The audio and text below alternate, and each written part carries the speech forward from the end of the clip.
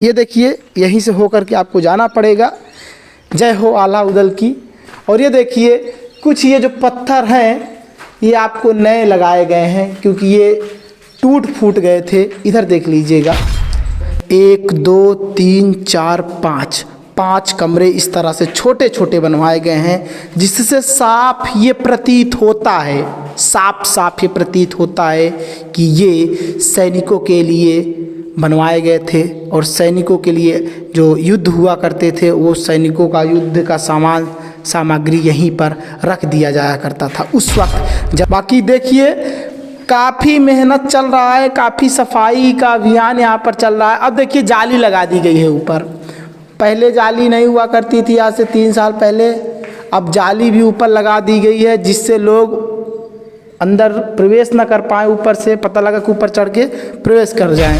ये नमस्कार दर्शकों, फ्रीडम न्यूज़ इंडिया देखना शुरू कर चुके हैं आप, और आज के एक ऐतिहासिक सेशन में आपका स्वागत है। दर्शकों, प्रयागराज में हूँ मैं, और आपको बता दें कि प्रयागराज एक ऐसा जगह है जहाँ पर ऐसी ऐसी ऐतिहासिक चीज़ें हैं, ऐसी ऐसी ऐतिहासिक धरोहर हैं जो आपको देखना चाहिए। आप देख करके उसको पसंद कर सकते हैं। दोस्तों, मैं आपको बता दूं, प्रयागराज का जब आप नाम सुनते हैं तो अकबर का नाम आता है, इलाहाबाद का नाम सुनते हैं तो अकबर का नाम आता है। और आपको बता दें कि जब आला उदल का नाम सुनते हैं तो आला उदल का नाम सुनने के बाद आपको लगता है कि आला उदल मध्य प्रदेश से संबंध रखते हैं। एक ऐसे राजा थे जिनका संबंध मध्य प्रदेश के जबलपुर से हुआ करता था। जी हाँ दर्शकों, लेकिन आला उदल का संबंध प्रयागराज से भी है। कुछ लोगों का कहना है, पूर्वजों का बताना है कि आला उदल जब कहीं से प्रयागराज से हो करके गुजर करके इधर से जाया करते थे तो प्रयागराज के इस जगह पर आला उदल रुका करते थे अपने सैनिकों के साथ, और यहाँ पर विश्राम किया करते थे।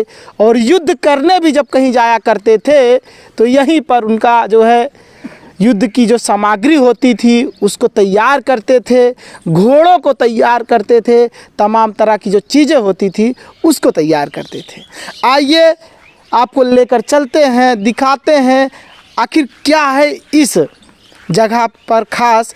आखिर जो आला उदल का रैन बसेरा उस वक्त हुआ करता था, रैन बसेरा ही है दर्शकों, उस वक्त हुआ करता था ये रैन बसेरा।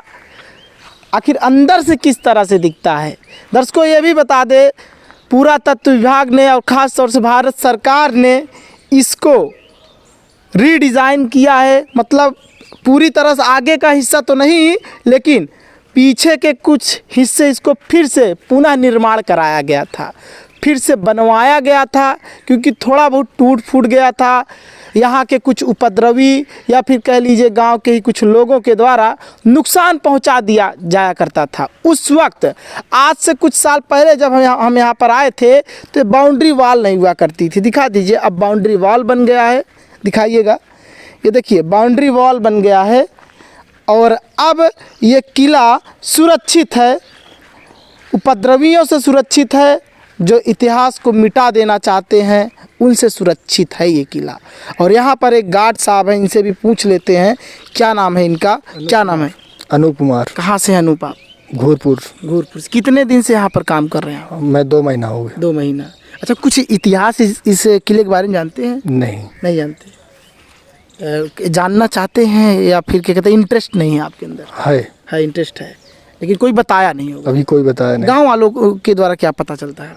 कुछ नहीं बताते हैं, पुराना है सब चीज़। ये बताते हैं कि आल्हा का ये रैन बसेरा है। हाँ, आल्हा उदल की बसेरा है ना। हाँ, ये आपको बता दे, प्रयागराज के चिल्ला में पड़ता है, ये जान लीजिए दर्शकों। चिल्ला छतहरा बसहरा लालापुर के ही नज़दीक पड़ता है, और जसरा विकास खंड में ये स्थान लगता है। आइए, आ जाइए गार्ड साहब, आ जाइए, आप भी आ जाइए, इनके साथ भ्रमण कराते हैं। गार्ड साहब की यहाँ पर कुर्सी एक लगी हुई है यहीं पर।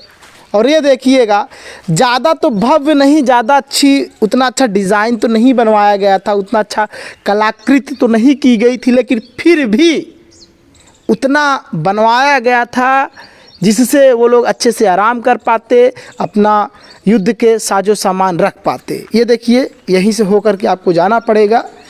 जय हो आला उदल की। और ये देखिए, कुछ ये जो पत्थर हैं ये आपको नए लगाए गए हैं, क्योंकि ये टूट फूट गए थे। इधर देख लीजिएगा, ये कुछ पत्थर हैं, ये नए लगाए गए थे। ये पत्थर नए लगाए गए थे क्योंकि उस वक्त ये जर्जर अवस्था में था और टूट गया था। यहाँ पर सरकार ने पैसा भी खर्च किया है। ये देखिए, इधर देख सकते हैं, ये देख सकते हैं, ये पत्थर है। पत्थर वही पुराना पत्थर है। इधर दिखाइएगा, थोड़ा इधर दिखाइएगा, इस तरफ देख सकते हैं, वही पुराना पत्थर है। इसको नया नहीं किया गया है, जो पहले था वही बनाया गया है, वही उसी तरह से रखा गया है।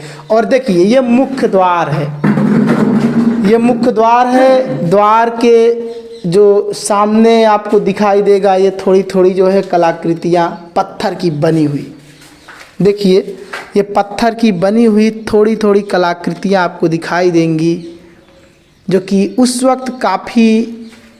वक्त के लिए काफ़ी मेहनत भरा काम हुआ करता था। पहले तो ना इंजीनियरिंग हुआ करती थी, इंजीनियरिंग तो हुआ करती थी लेकिन उस तरह से नहीं हुआ करती थी जैसे आज है। जिस तरह से आज के राजगीर बनाया करते थे, राजमिस्त्री आजकल के बना देते हैं बड़ी बड़ी बिल्डिंगें, लेकिन पहले नहीं हुआ करती थी। हाथियों के सहारे तो ये पत्थर ऊपर चढ़ाए जाते थे। ये देखिएगा, नीचे भी दिखा दीजिएगा, ये देखिए नीचे देख सकते हैं दर्शकों, देखिए नीचे भी अलग तरीके की कलाकृति की गई है। आ जाइए अंदर, आ जाइए, आइए। जैसे ही हम लोग अंदर प्रवेश करते हैं, यहाँ पर काम काज भी चल रहा है।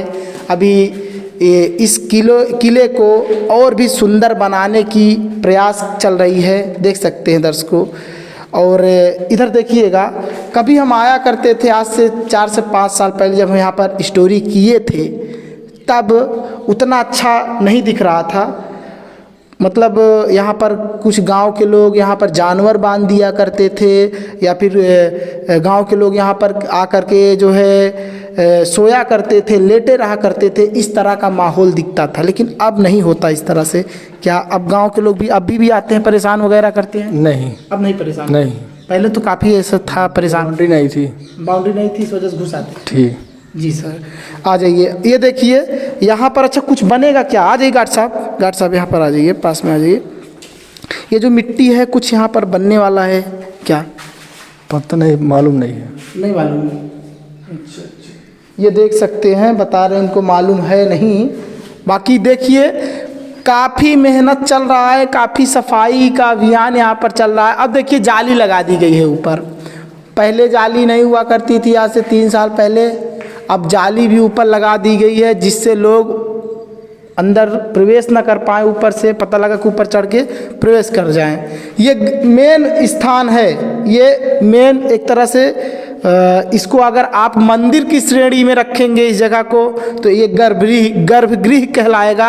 अगर आप इस स्थान को एक किला या फिर छोटा सा महल, छोटा सा घर के श्रेणी में रखेंगे, तो ये आंगन के तौर पर काम करेगा। ये आंगन है, ये जान लो।